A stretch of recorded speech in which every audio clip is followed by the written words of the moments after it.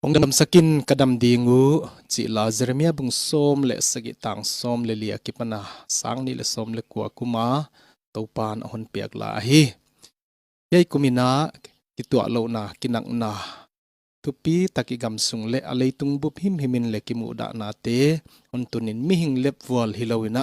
buaina kitua lo na kimu da na hong tunga tua te mi hing pil na hilawina topan hon dam sak thei a hi aman dam te hon chi le dam hi mai hi chi lung simalian ma hi manin waitung to ni na hi la ahong piang hi a hi tun kum sang ni le som ni kumina boyna leitung bupina aboy pi covid-19 ituaka yai covid-19 law le linga khovel online leitung te dai sip sipa online na lung sima topan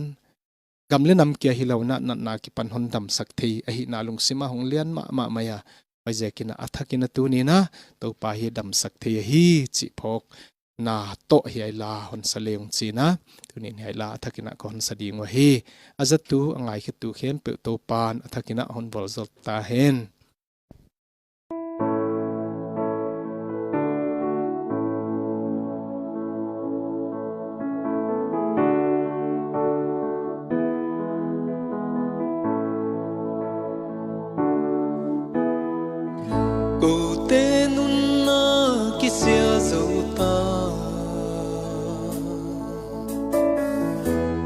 gam sung ngu kisia zota sian nan tui lian bangin hun tu pa o hong dam sa kino hong dam sakin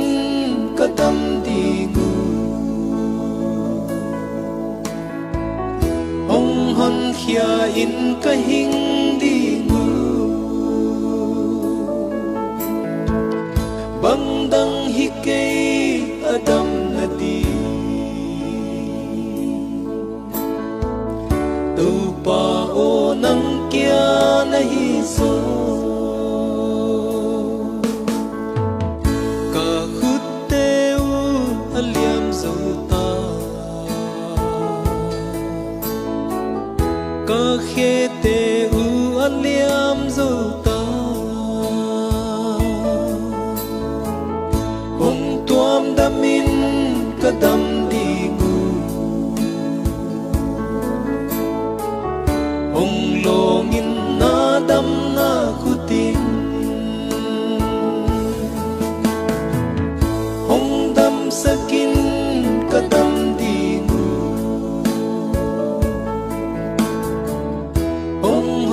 khia in ka hing di gu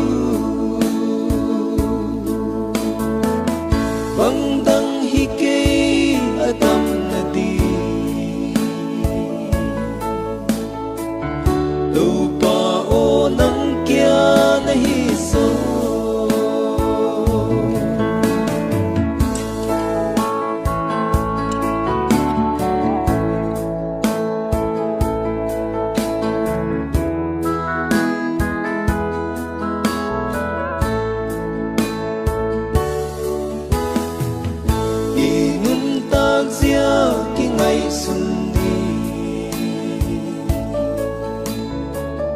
man than na khuk sungi kya ma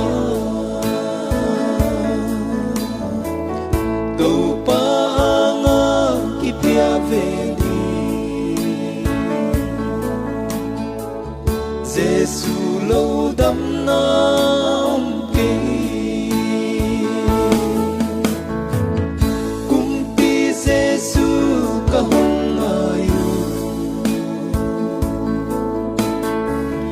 lem na